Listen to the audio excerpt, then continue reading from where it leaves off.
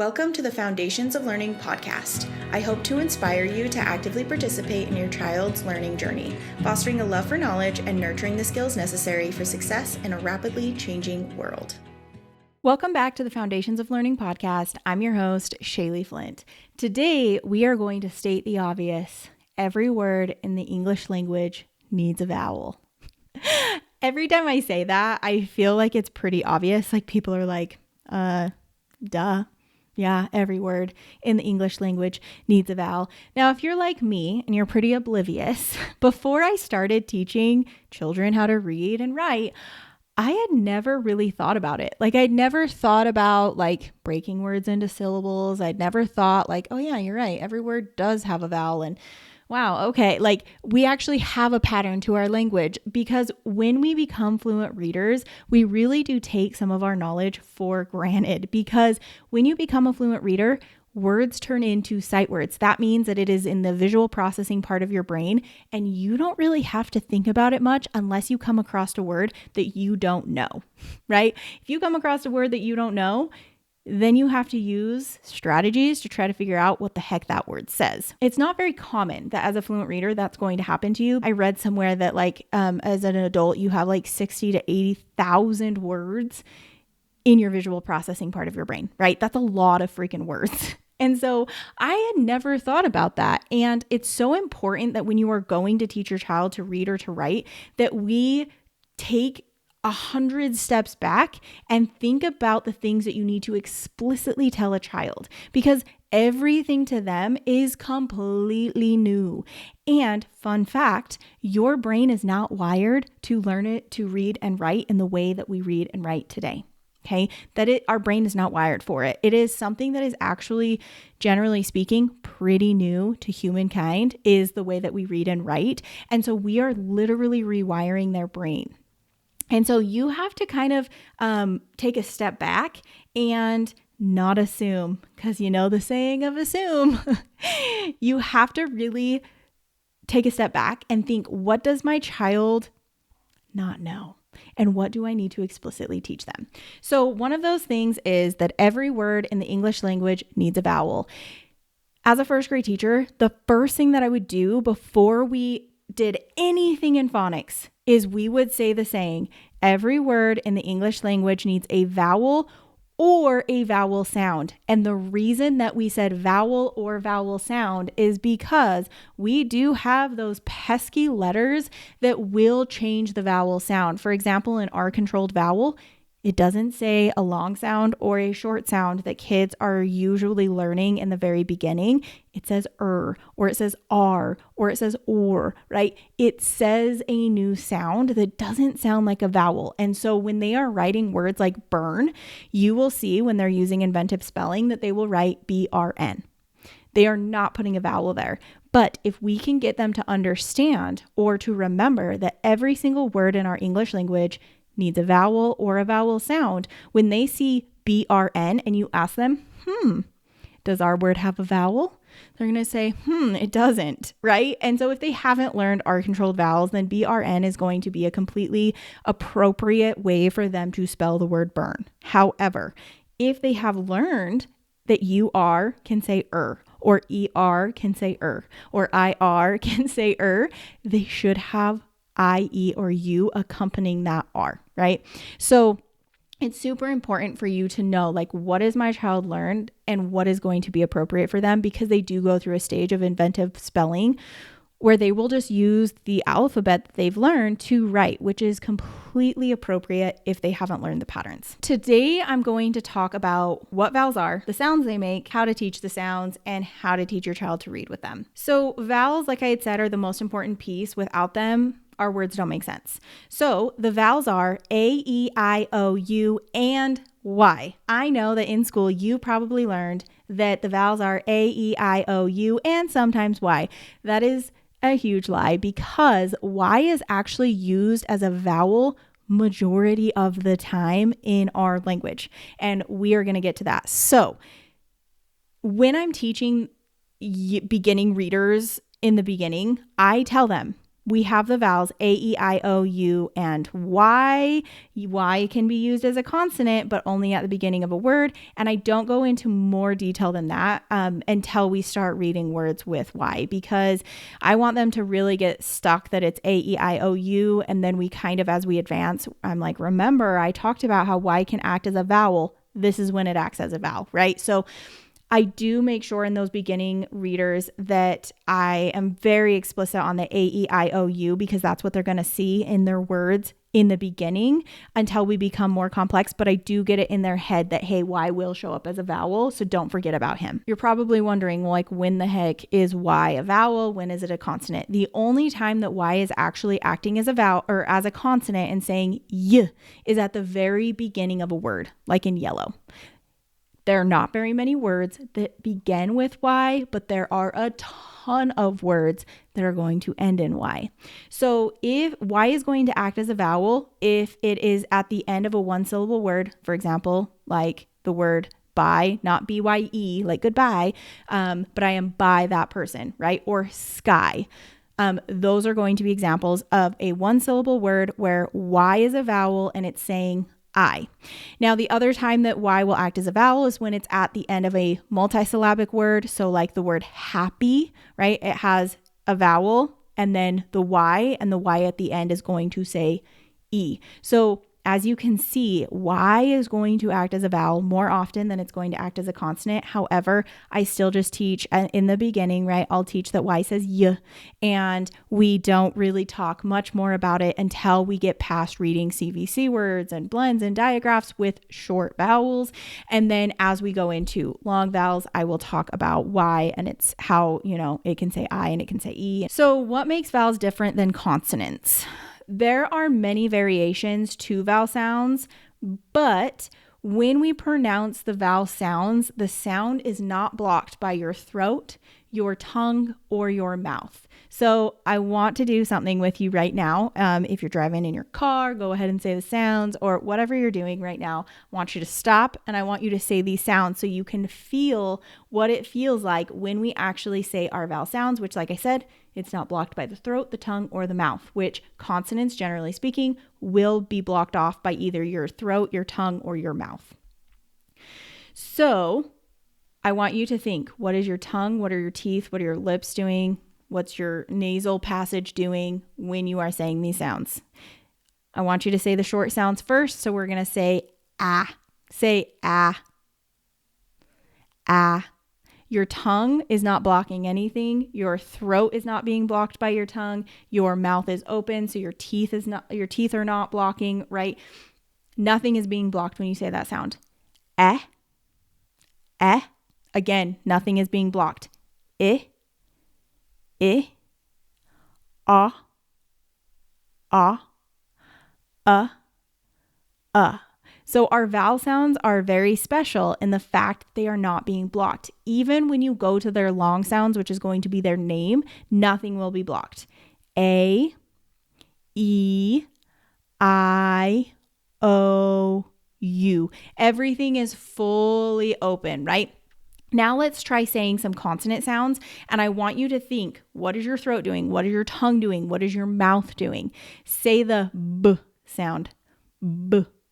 Your lips are blocking your sound. B, b. What's your tongue doing, right? It's kind of going to the back of your throat. If you say the sound, again, your lips are blocking that sound. If you say the s sound, your tongue is actually blocking a part of your throat. T, t. Again, your tongue is kind of blocking a part of your throat. O. Your tongue is going up. It's blocking your throat, right? So your tongue does a lot when you're saying these sounds. And that is one thing that I do want you to think about too. When you are teaching your child letter sounds, you need to explicitly talk about what are your lips doing? What is your tongue doing? What are your teeth doing? What's your voice box doing? Do you feel anything in your nasal passage? Because some of these letters are a nasal sound.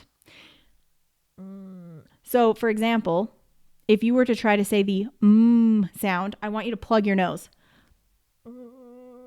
It makes it really, really hard to say the sound if you plug your nose, because that is a nasal sound. We have to use our nose. So when you are teaching your letter sounds, it is so important to talk about what is happening in your nose and your mouth, because that's an important piece to our sounds. So what are short and long sounds? Simply put, short sounds are the sound that the letter or the vowel makes, and long sounds are the name of the vowel. Generally speaking, that is what our vowels do. They either say their sound, which is their short sound, or they say their long sound, which is their name. When you are first teaching a child to read, it is so important that you are not talking about the fact that they say a long sound and they say a short sound. We're just going to learn the short sound in the very beginning, because we're going to read words that are closed syllables that are going to make our vowel short. So that's a, I, eh, right? Those are going to be our short sounds. So when you are first, like I said, teaching a child, you're going to work with their short sounds first. Now, when you are first teaching a lesson with teaching kids to read with short vowels, it's going to be important that you are helping them recognize what letter is the vowel in the word, right? So you should have been talking about, as you were teaching the letters, that these are vowels: A, E, I, O, and U. These are our vowels. They are going to show up in all of our words, right? And so it's important that they do recognize that.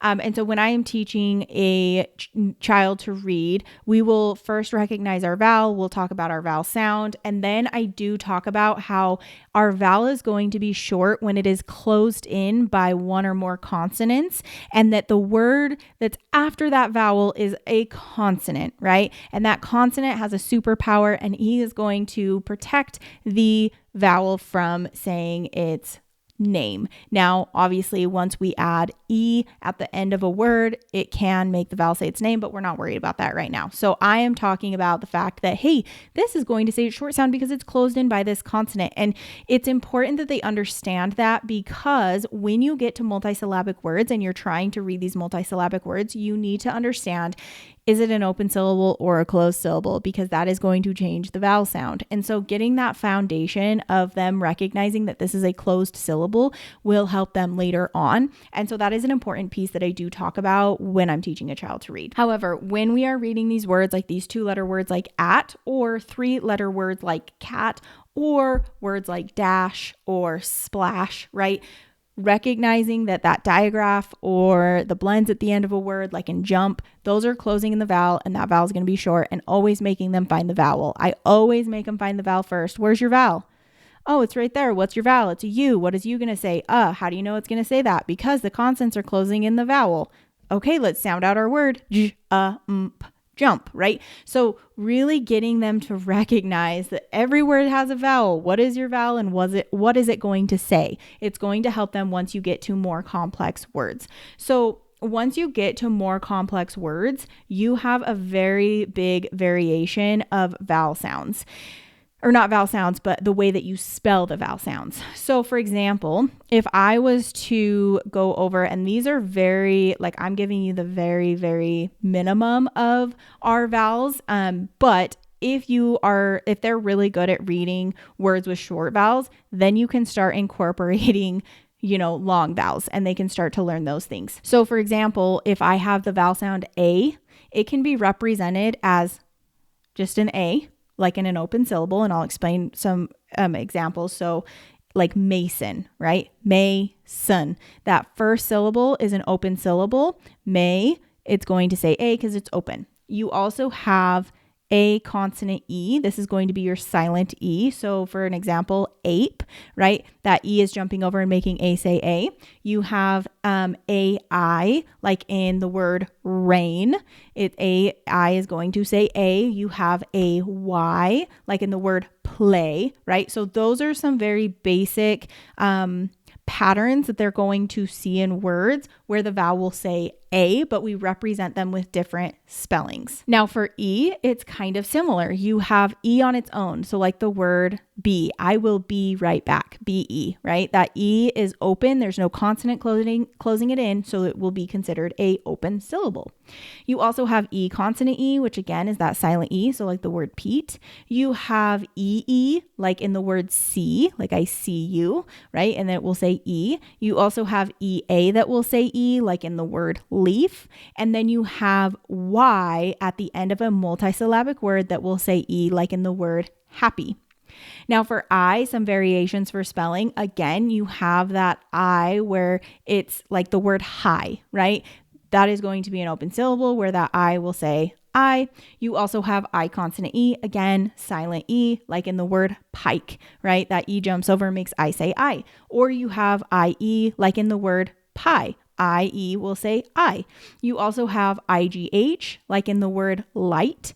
IGH is going to say one sound, it'll say I. And then you have Y, like I said, if it's a one syllable word and it ends in Y, like the word spy, that Y is going to say its I sound. You also have O. So again, all of these syllables or all of these vowels can show up in an open syllable where they're going to just say their name. So for example, if I have the word robust, that ro is spelled R-O, that makes it an open syllable. So the O will say O, and then you have bust, right? That's the second part of the syllable.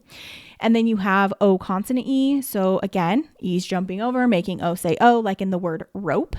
You have OA, like in the word boat. You have OE, like in the word toe. You have OW, like in the word snow. And again, a lot of these vowels that are vowel spellings that I'm talking about can say more than one sound. You can have EA say two other sounds. You can have OW say more sounds. All right, so let's do U. So some spellings for U. Again, it's U by itself, like in an open syllable, like in the word music, right? Mu, that's the open syllable. So that U is going to say U, and then sick, music. And then you have U consonant E, which again is that silent E, like in the word mule. You have the word or the spelling UE, which will say U, like in blue. However, UE can also say another sound. It can say more of an oo sound, like rescue. It says oo instead of U. So it's different in how you pronounce that sound in your mouth. However, it is still the same pattern, UE. And then you have EW, which can say U like in grew, but it can also say more of like an oo sound as well. So like I said, again, EW can kind of change depending upon the word. And sometimes it will say U, sometimes it'll say more of an oo sound. So those are some of the most common spelling patterns for vowels. And that's kind of where I would get started with your child, is those common spelling patterns, because there are other spelling patterns that will say the A, E, I, O, or U sound. However, they are more complex. They usually have like the IGH one, right? It usually has more letters. Maybe it doesn't show up as often in words. And so it's not as, not that it's not important, because it's important once they have those basics down that you can move on and they can see that there's other patterns that you can use to spell with. And it's especially important too when you're talking about vowel sounds that the origin of the word can also change that vowel sound, or like certain letters can change vowel sounds, like W can change a vowel sound. Like I said, you have the R controlled vowels where they change the vowel sound, and so on. So there are other patterns that you can teach where the vowel is not saying its normal sound. However, those are kind of the most basic patterns for the spelling of vowels. Number one thing, it is so important to teach your child that every single word in the English language is going to have a vowel or a vowel sound. And if they don't have a vowel in their word, it's not a real word. And getting that foundation for them in the very beginning, and really getting that foundation of like, this is a vowel and these are our vowels and these are the sounds that the vowels make, will help them so much when they go to read and spell on their own, and just even when you are teaching them to read and to spell. I hope that this podcast was helpful. If you have a moment, I would love for you to leave me a review. Let me know how you like this podcast, or if you have any comments that you would like to leave, please do. Or if you have any suggestions on what you would like me to talk about, leave them down below in the comment section. However, I hope that you have future success in your learning and in your child's learning, and we will see you next time.